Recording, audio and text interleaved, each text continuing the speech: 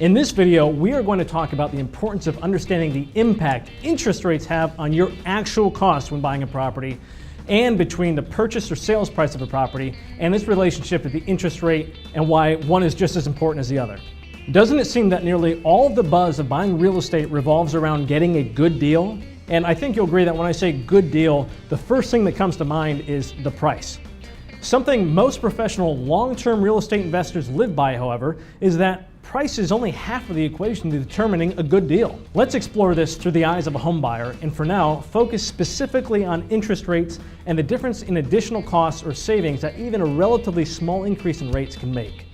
As a home buyer planning to purchase and hold a property for a long term, let's say 5 or more years, while the actual price you pay for your home is a very important factor in determining your budget, your financing terms, including your interest rate, may play nearly just as important of a role as the price you pay.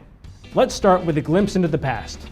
Now, we could go back to times in the 1980s when the average annual prime interest rates were as high as 16%.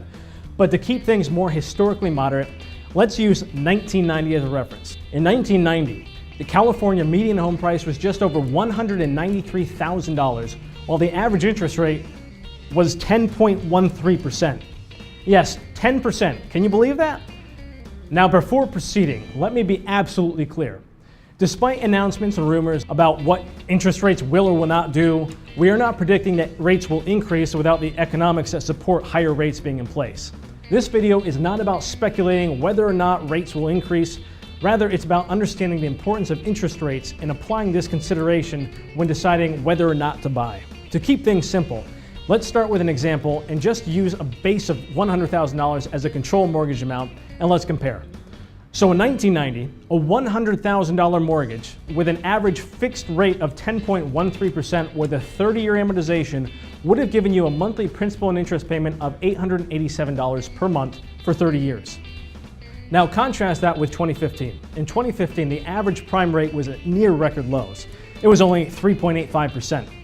Using the same example as above, in 1990, a mortgage of $100,000 with a fixed rate of 3.85%, fully amortized over 30 years, would have only been a payment of $469 per month. Take a look at this graph to put that into perspective. At the end of 30 years, with a 10.13 rate, you would have paid over $200,000 in interest alone. Compare that with a 3.85% rate, where at the end of 30 years, you would have paid just under $69,000 in interest, and less overall than just the interest on the higher rate. Look, folks, this means that at 10%, you'd be paying over 3 times the amount of interest over the full life of the loan as you'd be paying at 3.85%. Now, to be fair, most people don't keep the same mortgage for the full 30 years. In fact, on average, homeowners tend to sell their home every 7 years. Also, to be fair, we thankfully haven't seen 10% rates in many, many years as well, but average rates as high as the mid-6s were seen as recently as 2007. So let's use 6.5% to compare the cost difference between a 4% rate and a 6.5% rate over the period of just 7 years. Also, to be more applicable to prices you'll likely see across the country, let's use the example of a $300,000 mortgage. So comparing two mortgages, both amortized for 30 years, but only analyzing the first 7-year period, let's compare the two, with the only difference being one at 4% and the other one at 6.5%. So take a look at this chart. This is simply two hypothetical mortgages of $300,000 amortized over 30 years compared side by side at year 7. This is where it gets really incredible. So check this out. The total payments made on the loan with the 4% rate is only $118,877 compared to the total of $157,385 made in payments over the same period of time on the 6.5% rate. So great, that's $38,508 more in your pocket just after those 7 years based on a $300,000 loan. Considering the median sales price in California, for example, is significantly higher, the same thing would apply to a $600,000 mortgage. The 4.5% rate would save you over $100,000 in just 7 years compared with the 6.5% rate. Now let's throw in one more very modest comparison for all of you doubters. Let's compare two scenarios, but this time we're going to compare an even smaller margin between the rates.